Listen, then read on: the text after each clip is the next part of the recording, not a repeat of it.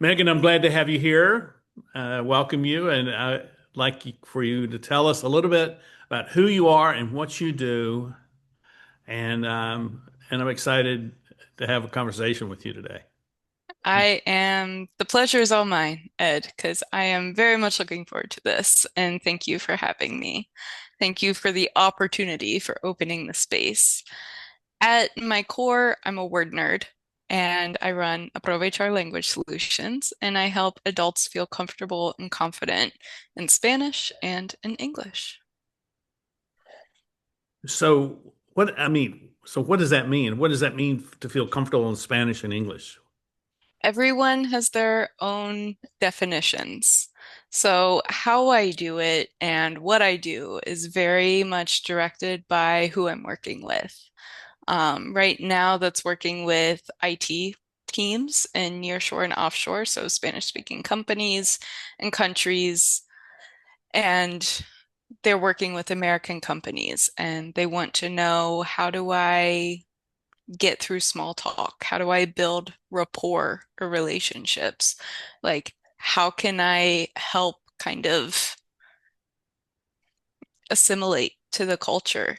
And so that is through workshop style facilitation and meetings and also little cultural nuances.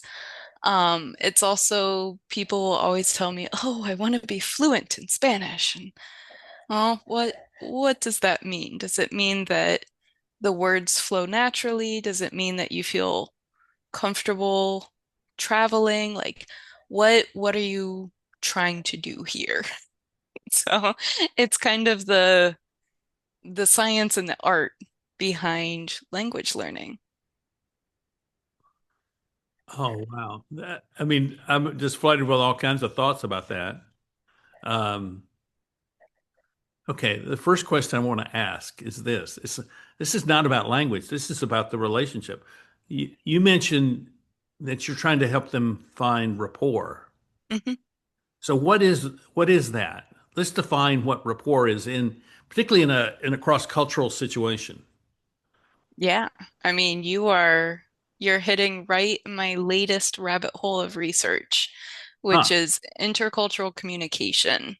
It's the boundary between the explicit, I need you to do this, and the implicit, I need you to do this, please. Or what's my tone? What's my intent? What's the meaning behind it?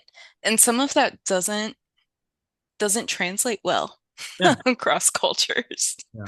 And not even that, looking at the United States kind of business English realm, the petri dish that I'm in, there's a lot of difference across industries and across geography. So you have the West Coast people, and they have their own certain vocal tics, and then you have East Coasters, and people are, time is money.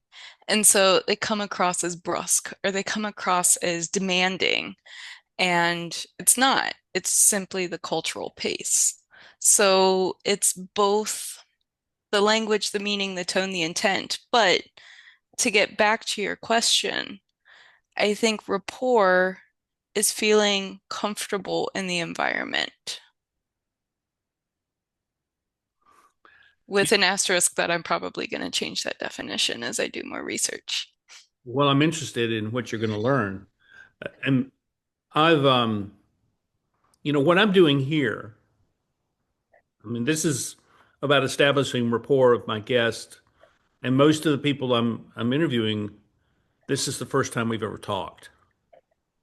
So establishing rapport is less about telling them who I am and more about, or who are you and how, I'm interested in who you are. I'm curious about who you are and and I'm not doing that in a judgmental way or in a way to test to see whether I like you or not. I'm going to like you from the start until you show me have a reason not to. It's sort of like that. And one more piece of that. So I've traveled a lot. I think I've been to 27, 26, 27 countries in my lifetime. And almost all of those trips, probably 80% of those trips, I've gone by myself. So I'm walking into places that I don't belong, first of all, but I'm trying to understand who people are and stuff, And so this whole thing about cross-cultural rapport is really important to me, and so that's why I'm kind of starting with that question. Absolutely. And you bring up so many good points. The first one is what you said about curiosity, because it's like when our egos lead, I think it kind of shuts the other person down. Hmm. Let me tell you about me. But if you lead with that curiosity, then that is the availability of the human connection, and it's the potential, I guess. And then a quick note about belonging, because I've thought about this a lot. Ever since the beginning, it's not the language, it's the culture. And not only is it the culture, it's the worldview. And what I found is that you can speak the language and you can assimilate to the culture. I don't know if you'll ever feel like you belong because that belonging is not in your control. Hmm. It's with the people that you're surrounded with. And I don't think enough people realize that. Well, let me give you an instance where that is exactly what was going on. And the group that I walked into, or actually they surrounded me, invited me in to their circle. So in 2019, I went to Cambodia for a conference on orphans in the world. I'm on the board of a children's home, or was on the board of a children's home at the time. And so I go to this global forum for a world without orphans. And and I'm standing in the lobby of the hotel where the conference is taking place. And I've met some people, and we're kind of typical, hello, how are you? I'm Ed, and I'm from America, that sort of thing. And then this door, the front door of the hotel, comes this entourage of Africans, and they surround me and they welcome me into their community. And it's very, very tangible that they want me to join them. And they were my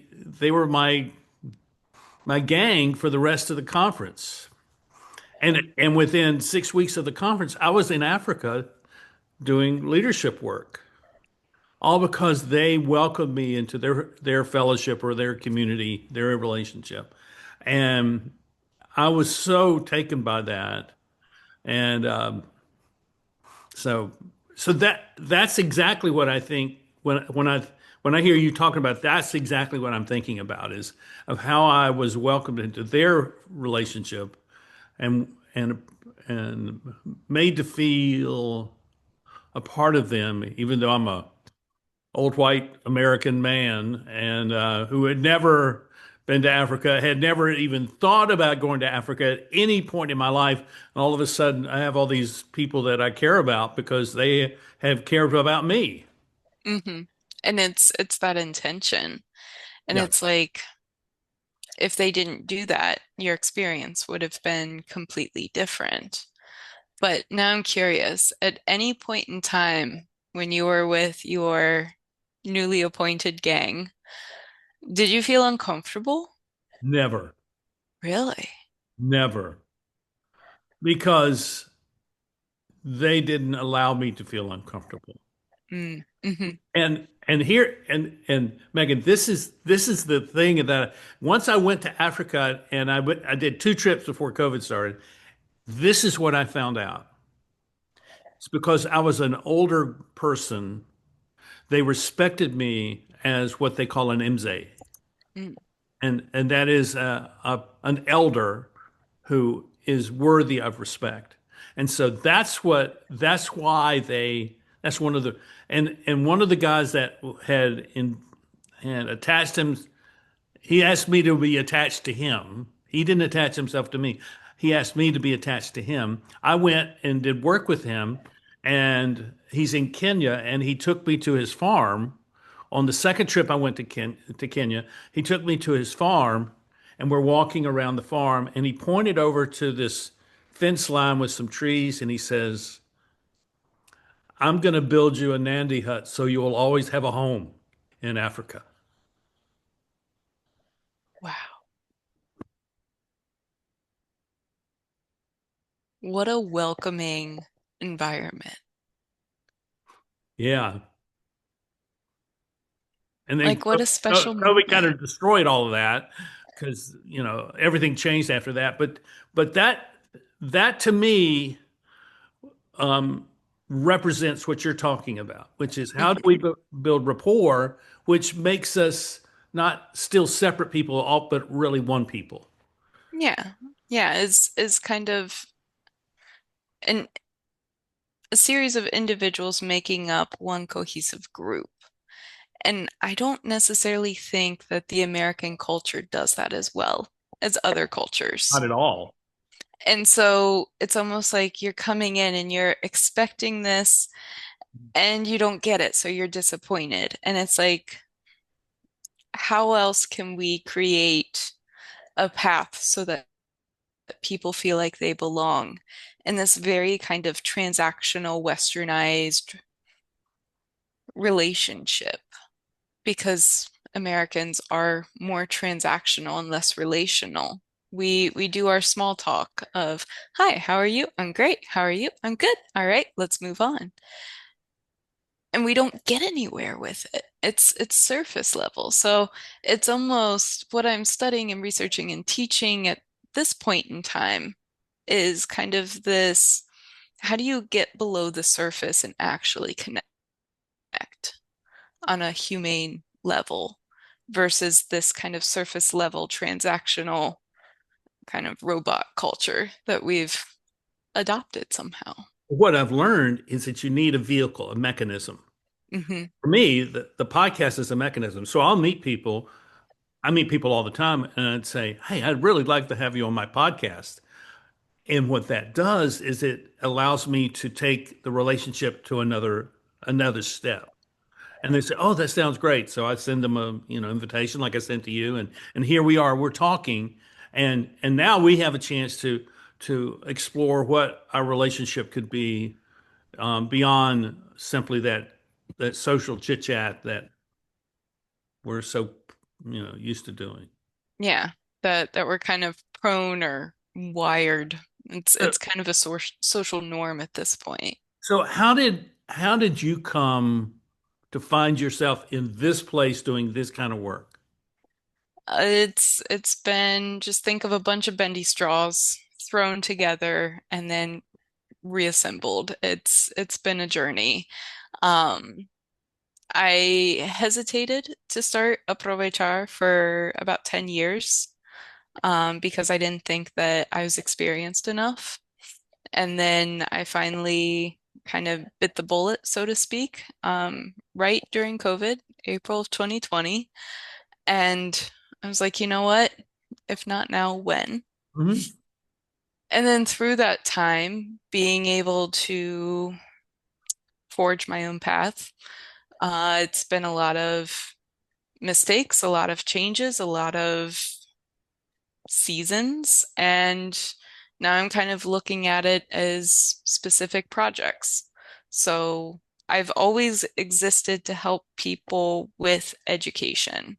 That's always been my love. I come from three generations of educators. They're everywhere in my family. And I'm chasing these light bulb moments.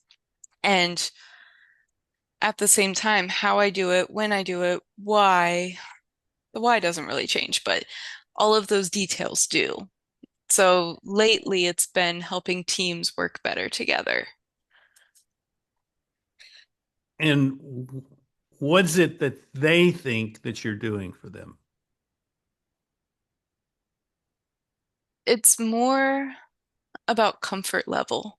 Uh-huh. It's it's feeling smarter in a language because we learn the language that we grow up with, and our ego is kind of built on that.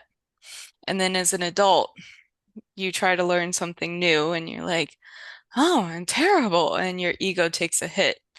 And then once you realize that, after 2 years of study, you have a 6-year-old's vocabulary, and I'm not a huge fan of numbers, but 2 and 6, that's pretty good. So then you start moving on, and it's more about developing that sense of self in a language. There are some things that come out easier in Spanish for me than they do in English. And there are some things that I'll default to French for some reason. I don't know much French, but I'll kind of default to that, especially if my brain wants to work in a certain way. So it's more about finding and uncovering these specific kind of personality traits that we might have in another language. That reminds me of a lecture I heard probably 25 years ago, where the person was talking about the construction of the English language and the difference between the Germanic and the French components of the language. And the Germanic is very specific and the French is very descriptive. Hmm. And I just thought that was the most fascinating thing. But that's what you're describing there, is that there's this complexity in the English language, which makes it very hard for a lot of people to kind of grasp the subtleties of it. Yeah, it's full of nuance. I mean, is something subterranean or is it underground? Because those technically mean the same thing, but you have different nuances. And I was listening to the audiobook from John McWhorter, who's my favorite linguist, as everyone should have a favorite linguist, about lies, myths, and half-truths about the English language. And he goes into that like kind of history, and here's what the Anglo-Saxons were doing, and then here's what the Vikings did. And he brings up the Battle of Hastings, where France essentially took over English or Mhm. England. Um, but there's not a lot of linguistic differences because they were kept away in their castles. They didn't interact with the plebeians or the plebeians. And that to me is key because if you learn a language from a distance, you're not going to actually learn that language. It's a living, breathing thing. You need to go out in the villages and speak it and interact with people. And so many folks are scared to do that. Once you get over the fact that you're going to look stupid and everyone looks stupid, and it doesn't matter because it's that human connection. We have a lot more patience with each other than what we think. Then once you start, it's hard to stop. When did you start studying Spanish? I was about six, Oh, 6 or 8. So what and uh what was the reason? Why then? Was there something in your family going on there where you lived? And yeah, so I grew up with like a stay-at-home mom. And when me and my sister got old or older, old enough, she decided to go back and become a teacher. So that's kind of the nuclear connection to teaching that I have. And so my mom went through her bachelor's and her master's, and she graduated with her master's the same year that I graduated high school. So it was a journey for her. But as with any bachelor's degree, you have to choose a language. She chose Spanish, and I kind of sidled up next to her. I was like, "Oh, what are you learning?" And it was like a whole new world. I was a big reader as a kid, still am, and it was my way to travel. I grew up lower middle class. We had our one RV vacation in the summer, and that was it, kind of thing. So I traveled through books, and I got to travel through space and time and places in books. learning Spanish was a whole new world. I was like, oh, not only is there a different language, there's music, and one of my loves still to this day. So once I started kind of exploring this thing, I was like, well, this is now a part of me. So continue, studying it in middle school, high school, college, and then into my adult years, and still take Spanish lessons. Do you have specific Spanish speaking or Spanish writing authors you that captures the beauty of the language in a way that just captivates you, has captured you and holds on to you, and that these are the writers that you continue to turn back to kind of, I don't, not so much rekindle your love for the language, but to nourish that love for the language. The one book that is near and dear, it's the first book that I ever saw like Spanish snippets that wasn't a textbook, was called Esperanza Rising from Pan Munoz. And she is a first generation, or yeah, I think she's first or second generation, um, and from California. So I was able to kind of, through university especially, grab some authors that I liked that were talking about the American kind of being Spanish speaking in America. Lately, it's been a lot of Isabel Allende. I do have on my reading list Patria, and I just finished reading Don Quixote in Spanish, which was a big bucket list item. Wow. Had you read it in English? No. I wonder how different it is. Yeah, because some things will translate and other things will not. Another favorite is called The Time in Between, El Tiempo entre Costuras. And that one is set in World War II. And World War II, within the like Spanish independent War of Independence as well. So you have the Franco dictatorship. That one is beautiful, and the translation is beautiful. So I'll read that for like practice. I'll read a chapter in Spanish and then read the same chapter in English. And the translation is gorgeous. Wow. And then Neruda, like if I want a snack, I'll read a poem by Machado or Neruda or someone short stories. I feel like I'm constantly kind of exploring those worlds. So, and I have no idea about what I'm about to ask you. So I'm just having a question.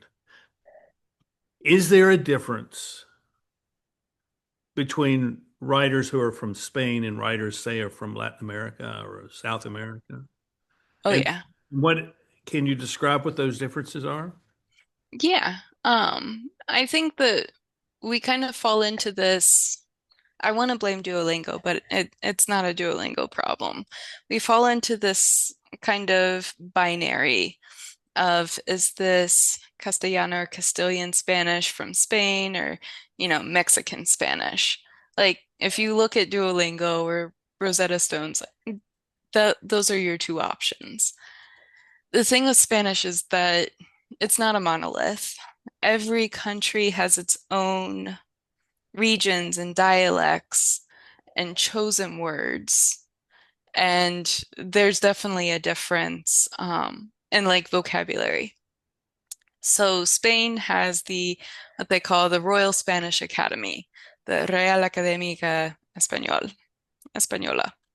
And Rey is essentially like our Merriam-Webster. Uh-huh. They will allow certain words in, and they kind of dictate the use. Like, for example, working in, the immigrant community, I see a truck, I'm going to call it a troca. That word doesn't exist. It's a camión. So it's like little things like that. You also get, because of the history of colonialism, because of the history of different stories and who's the hero and who's the villain, and you also get a lot of myths and beliefs and stories and legends. So, for example, a legend from Guatemala is not going to be the same as a legend from Spain. So there's a very distinct, I think, difference um, in not only in books, but also the themes in which they they cover. There are a lot of themes that are also the same. You have the pueblo versus the people in power. You have machismo versus females. You have this kind of dichotomy. You have a lot of racism. You have a lot of classism. You have kind of this turn your nose up at uneducated or poorly educated people. And so I think that those are also a lot of themes that we have in American literature. So once again, it's more of a collective experience, and we're writing and exploring that just with different nuances. That's really it's so interesting because that's I have found that to be true just in traveling the world and finding people who speak English in other places and English being their second language. Their understanding of English is different than mine. And then what's really interesting is the understanding of English that you get on social media or on like YouTube, where it's it's um, it's an AI generated voice, and they're mispronouncing words that and it's really clear that they're mispronouncing. And I said, oh, so this is not really a person speaking. This is a machine speaking, and so what I wonder is if people, younger people, listen to a lot of that, will they begin to pick up those alternative pronunciations of words, and particularly that comes with names and stuff like that. And I just the morphology of how things change through time with language is really interesting. Oh yeah. Yeah, I mean you have even the what's it called? The engram from Google that shows you the different usages of words through time. Mhm. And even that is just it's fascinating because you can do it in Spanish, you can do it in English, you can do all sorts of things to see when words are kind of at that peak popularity and when they fall off. And the thing with language is that something could be a word or not a word at the same time. If people are using it, it's technically a word. It's technically English or whatever language that they're speaking. Yeah. Well, so here's another question I have for you. Let's say you're a person who's 40 years old, and you took Spanish, you took French in high school, and you've had none of it since then. Do How much of that do we actually retain? And I have a reason for asking this. How much? So if we're walking into a situation where, say, we're just we took Spanish in high school, in junior high and high school, and all of a sudden we're in a only a Spanish speaking only group. Is that going to come back to us? I'm going to give you a political science answer and say it depends because it really does depend on the person's brain. Not only that, our language use or usage depends on a lot of different factors, like how well we slept the night before and are we hydrated and did we get, some key vitamins and nutrients. My Spanish at 6 morning is very different than my Spanish at noon and very different than my Spanish at 9 p.m. And with that and how the brain kind of works and remembers things, I would say that it would be more likely that you would remember something from your Spanish or French class in high school if there was a story associated with it, versus you are probably not going to remember that one word for that one thing that you had to remember for a test, and then right after you forgot it, because it's not how long-term memories are stored. So that's why having stories are so much more interesting. I took French in high school, and my French teacher had some issues. And one of those issues was like writing in a straight line on the board. And so he would start explaining himself in English and French, and then he would go on, and then he would just kind of peter off and go to the corner of the board and start muttering to himself in French. I think it was like a bad acid flashback or something. But what I remember from French class is je sais pas, which is a very Parisian kind of uh, reductive way of saying je ne sais pas, I don't know. That's it. I asked this because it was in 2014, my oldest son and I went to Glasgow, Scotland, and then we were there for a week, 5 days, and then we came back, took the train back to London, and he flew home, and I took the Eurostar to Paris, and I got off, and I had rented a car, and I'm in the Gare du Nord, and I'm walking through, and I can't find any signs that point to where the rental car agencies are. So I walk up to one of the security guards, and the first word out of my mouth is "pardon." And I hadn't thought about French in 40 years. And then automatically that word comes out of my mouth, and I'm thinking, oh my, all that residual learning of 5 years of French in high school and junior high made a difference. It really did. And you probably said pardon so many times that it it kind of came out of, oh, I'm in front of an authority figure and I would like to get their attention. Pardon? Yeah, Versus like, ¿dónde está la biblioteca? Nobody uses libraries anymore. it was funny. It was a funny moment. So, the people that hire you, do they tend to be Spanish speaking groups that are hiring you to help them communicate with English speaking groups? Is that what typically is your client base? That is hopefully going to be typical for the future. So all of my business English offerings are fairly new at this point in Okay. time. Historically, it's been groups of folks, for example, a group of doctors in Miami that needed help speaking Spanish to their patients and like making sure that everyone knew what was going on. It's also folks like in the construction, landscaping, pavement, and like asphalt, HVAC, plumbing, those types of trades as well. Of, hey, we have this safety presentation coming up, or hey, we have, an all hands, can you help us with either translation or interpretation of that material? So at this point, it's kind of a mix. Have you found, as you have been doing this, what, 5 or 6 years now? Hmm. Have you found that you are finding inclusion into particularly Spanish speaking groups where they recognize who you are and what, not so much what your service is, but your intention of wanting to bridge that gap between the languages or the cultures. And so they have treated you with, we want you to be kind of considered part of our little family, that sort of thing.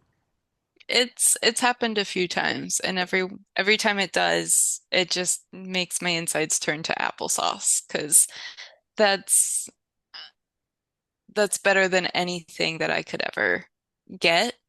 Um, and for me is on the instruction side, if I get one or two light bulbs where people kind of get it, either from a cultural linguistic point of view, I'm happy. I'm like, oh, I've done a good. This is good. Um, and from their side, it's really important to see what they do with that information. I think that there's been an intent and more of an intent to bring people up to more of a level playing field, um, linguistically and within their teams. What they do with that intent or kind of how they manage that, it depends, honestly, on the company and on that leadership. Are you primarily focused on Spanish speaking groups? Spanish and English speaking, Well, but because the that connection between those two languages, mhm, as opposed to say um, doing French or German or Hungarian or Russian or something, taking up other languages where you can do that. yeah, Spanish has always been it was my first love, and so it continues to be this puzzle, this Rubik's Cube, because there's always something for me to learn, and as long as I can learn, then I can also help teach. So even the difference between, how we think of being in Spanish, it's very distinct. You have your permanent characteristic ser, yo soy, and then you have your kind of mental state of being, your feelings, your emotions, estoy. That impacts not only, how I teach and what I teach, it also impacts how I think about myself because it's like, well, this is temporary. This is going to be a star versus this is permanent. This is, Mhm. absolutely hard and fast going to be a Sarah situation. Isn't that interesting? And you don't know that going into it, do you? I did a big deep dive early COVID around neurolinguistics, and not only the words that we use affect how we think about a certain situation, but it's also the stories that we tell ourselves. And no matter what, if it's going to be a positive or negative story, it really depends on that repetition, which is why probably in your French class, there's a lot of pardon, pardon, pardon, because you need the repetition. The repetition helps consolidate it and make it become a long-term memory. And then it goes somewhere in your hypothalamus. We don't know where. So for me, it was what are the words that we're choosing to use, recognizing that those words have power, and then how can I either improve upon or teach those words so that other people will know them? And that's been really fun and interesting. So what is it that you would recommend to those of us who are English speakers who have no knowledge of Spanish, but have an appreciation for Spanish culture? Hmm. I mean, it's Spanish culture is all through American culture. I mean, it's such an important factor, but we don't know the language. I mean, I've lived around Mexican immigrants, and the thing that impresses me so about them is their is the strength of their families. Yeah.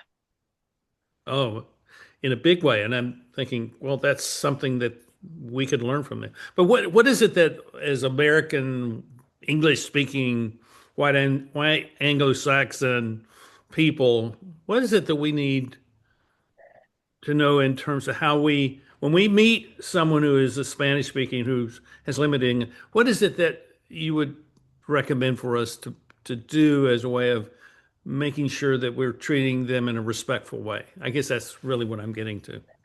Hmm. Very good question. I don't think it's one that gets asked enough. Right. For in Spanish speaking cultures, respect is a big thing. That's why they have a whole different verb tense for it. You have your difference between tú and usted. It's the same in French, right? You have tú and vous. So I think a lot of it is just in our facial expressions of seeing them, recognizing them, having a smile. Um, don't necessarily need to be their best friend and like run up and start talking in Spanish because let me tell you, that usually catches folks off guard. It's like someone coming up and running t up to you and talking in English with a heavy accent, and you're like, oh, wow. But I think it's more about recognizing people for people, Yeah. because so often, especially in the immigrant community, they're invisible and they take the invisible jobs of cleaning and um, housekeeping and nannying, of being seen and not heard, Mhm. and just someone to make some quick eye contact and say, "Hey." You could even ask, "Todo bien? Is everything good?" And then they'll probably be like, "Yeah, see." And if not, then you will know. That's very good. I think that's a good piece of advice for whomever we meet. Hmm. But I do find I mean you've mentioned this, and so I guess I provoked this, but I find that Western culture is not very good at showing respect, Hmm. and because we're so individualistic. Yes. But I find that non-Western cultures are much more oriented around expressing respect and gratitude and honor. I mean, I spent the summer of 1981 in Pakistan doing refugee work. Wow. And this is during the Soviet-Afghan War. So we were traveling around the northern third of Pakistan looking for encampments of refugees that we could help. And when we'd show up, we'd kind of find out how many are there, and we'd go provide some food and sometimes shelter, some clothing, that sort of thing. And we were in one of these encampments out on this desert plain outside of Peshawar, which is in the western part of the country. And we had done our thing. We'd gone into town and brought stuff back for him. And this man comes over to me. This is a seminal moment in my life. He takes my hands in his and he shakes my hands and he reaches up and strokes my beard. Doesn't say any words, and then we part. And our host, Gordon, told me later, he says, what he did was how one Afghan man shows another Afghan man honor. Mm.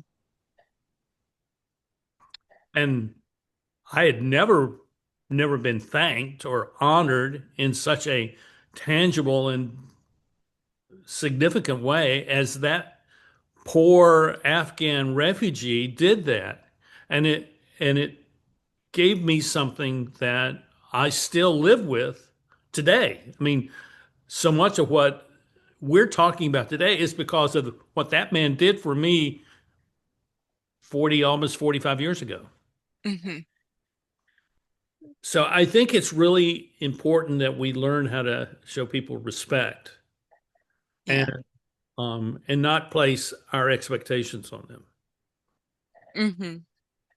And so much of it is, it's almost like we're salmon swimming upstream, right? Mhm. Like so much of this culture and kind of lack of respect or lack of tangible honor,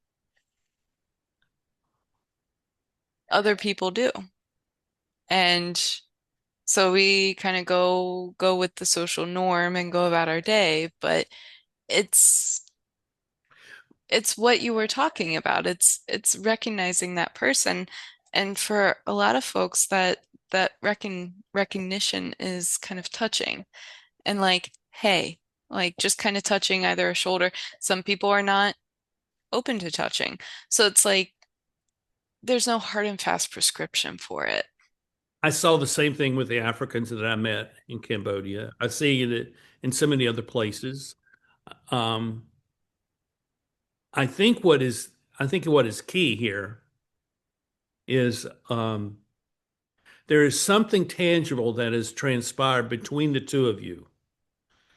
Mhm. So it's not, there's no expectation for this to happen, but there's something, and it may be nothing more, as you said, just a look, just to say hello, or just an acknowledgement. But that's all it requires for there to be a level of respect shared. Because I find that in a Western cultures, we want to assume a lot about what exists between us. So Mhm. we connect on LinkedIn, and all of a sudden we're the best friends with these people, and we don't even know who they are. And so it's I think we have a lot to learn about how to conduct ourselves in relationships with one another. And Yes. people from Spanish culture and people from Islamic cultures and African cultures, they're not perfect. We're not perfect, but they're not perfect, but they do have something to share with us. Absolutely. I think it's really that leaning into it and learning. Because it also changes, right? If you go to Paris and you meet a friend, you're probably going to kiss on the cheek twice. Mhm. I think in Spain it's three times. I just remember doing a dance. Latin America, honestly, I've seen a lot more hugs. Like I just also I'm kind of a hugger, so I just hug people. If our relationship has gotten to a point where, you know, we're hugging. And at the same time, Americans, we kind of have this expectation of our bubble. We want to have our space. And you saw it in COVID and you see it after COVID. And, we're still kind of doing a 5, 6 foot kind of distance between ourselves. And sometimes it's leaning into the fact that this could be uncomfortable because new things are uncomfortable, but getting a little bit closer to someone physically and emotionally. One It more it needs that intention for both parties, though. one more story for you, and I think you'll appreciate this. This has to do with a community in Catalonia, Spain. So when my son and I went to Glasgow in 2014, we went during the week of the referendum of Scottish independence. And we went to hang out with the Yes campaign. So we're all for Scottish independence from Great Britain. And and there were all these people representing independence groups from all over Europe there. But there was an entire village from Catalonia that came up to Glasgow, and they drove up in their cars, and they had developed put this out in the square. They had put the design of the Spanish or the Catalonia flag in candles, and what we found out was they drove up in their own cars so they could drive Glaswegians to the polls. Ah, And I thought, I like these people because they're they're going beyond just yeah, we're for independence. They wanted to say we want to support people who are like us, and I thought that was just the most, and it was just one village. I mean, it was a village of people who hmm. came together. It's so Well, they are very emotional about wanting to um, get independence from Spain, for sure. I know that, but it's not their desire for independence. It's their desire to serve people who have a similar. Hmm. That's that's what I saw there, Oh yeah, for sure. and that to me is where respect really gets expressed. And Hmm. so, Yeah, it's not through words. It's like telling someone that you're a good person or that you're rich. Like if you have to use your words for it, then it's usually empty. But yeah, it's the actions. that's really well said. So, how do people find you if they want? to either talk to you or even hire you to help them bridge these cultural um, vacuums or gaps that are based on language. How do people find you? So I'm on LinkedIn, YouTube, and then also my website. So if you Google Megan with Aprovechar, you will find me. I will pop up.